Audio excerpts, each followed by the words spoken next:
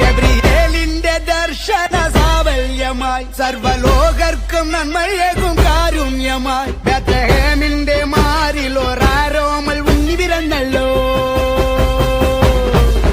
ഗബ്രിയേലിന്റെ ദർശന സാവല്യമായി സർവലോകർക്കും നന്മയേകും കാരുണ്യമായി ബേത്ലഹേമിന്റെ മാറിൽ ഒരാരോമൽ ഉണ്ണി പിറന്നല്ലോ.